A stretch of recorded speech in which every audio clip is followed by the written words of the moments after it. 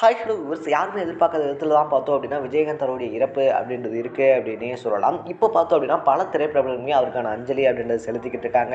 But சின்ன counter அப்படின்ற படத்தில் பார்த்தோம் அப்படின்னா செந்தில் கவுண்டமணி அப்படின்னு சொல்லி 2 பெரிய ஜாம்பவான்கள் இருந்தாங்க. அவங்க வந்து பார்த்தோம் அப்படின்னா வடிவேல் நடிக்கிறதுக்கு அக்செப்டே பண்ணிக்கல.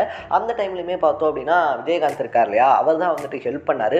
அது மட்டும் இல்லாமல் வடிவேலுக்கு ட்ரெஸ் எல்லாம் எடுத்து கொடுத்து நடிக்கிறதுக்கான வாய்ப்பும் கொடுத்தாரு அப்படின்னு சினிமா வட்டாரங்களில் சொல்லுவாங்க. ஸோ அப்படி யாருன்னே தெரியாத ஒரு காலகட்டத்தில் இந்த வடிவேலுக்கு பார்த்தோம் அப்படின்னா வாழ்க்கை அப்படின்றது விஜயகாந்த் தான் கொடுத்தாரு. வடிவேலுக்கு மட்டும் இல்லாமல் பார்த்தோம் அப்படின்னா பொன்னம்பலமாக இருந்தாலும் சரி, மன்சூர் அலிகானா இருந்தாலும் சரி, இந்த மாதிரி பல பேருக்கு அவர் வாழ்க்கையை கொடுத்துருக்காரு அப்படின்னே சொல்லலாம். ஸோ அந்த மாதிரி அவரால் ஹெல்ப் பண்ணப்பட்டவங்களும் சரி, இல்லை அவரை பார்க்காதவங்களும் சரி வந்து அஞ்சலி அப்படின்றத செலுத்திக்கிட்டு இருக்கும்போது வடிவேலு நேரில் வராத ஒரு விஷயம் அப்படின்றத பார்த்தோம் அப்படின்னா இவ்வளோ சீப்பான கேரக்டராக வடிவேலு அப்படின்னு அவரை கழுவி ஊற்றிக்கிட்டு இருக்காங்க. இன்னொரு பக்கத்தில் அவர் கூட நடித்த சக நடிகர்களுடைய மரணத்துக்கு கூட போக மாட்டார். இதுக்கு எப்படிங்க வருவார் அப்படின்ற கேள்வியும் வருது. ஸோ நீங்கள் இந்த விஷயத்தை பற்றி என்ன நினைக்கிறீங்க அப்படின்றத கமெண்ட் செக்ஷனில் பதிவு பண்ணிட்டு இதே மாதிரி இன்ட்ரெஸ்டிங்கான வீடியோவை தொடர்ந்து பார்க்கணும்னா நம்ம சேனலை